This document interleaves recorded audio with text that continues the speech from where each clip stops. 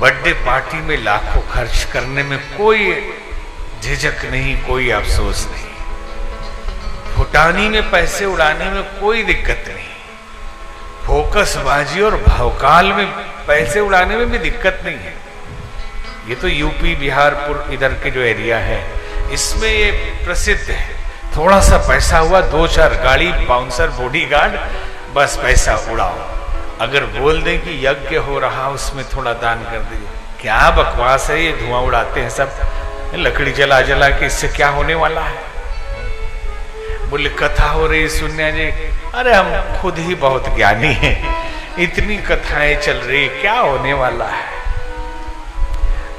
आपको सत्संग का अभी स्पर्श नहीं मिला है। अग्नि का स्पर्श मिल जाए तो जलन बहुत तेज होगी।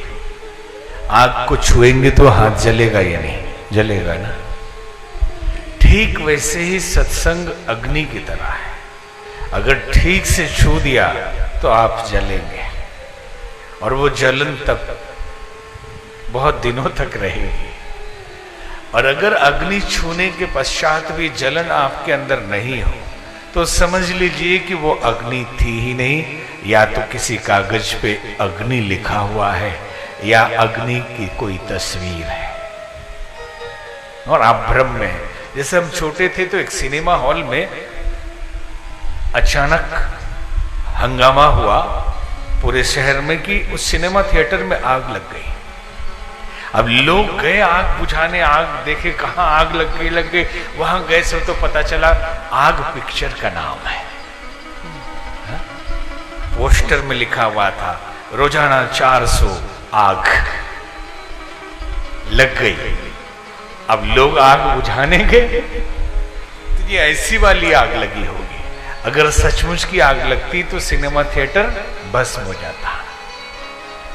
तो बोलने के लिए बोला जा सकता है कि रोज सत्संग करते कुछ लाभ मिलता नहीं है, तो आप सत्संग नहीं करते होंगे, कुछ और करते होंगे। सत्संग कहते एक घड़ी आधी में पुनियाद, तुलसी संगत साधु की हरे कोटि अपराध। एक घड़ी हो, आधी घड़ी हो, आधी में भी आधी हो, साधु की संगति से कोटि कोटि अपराध समाप्त हो जाते हैं।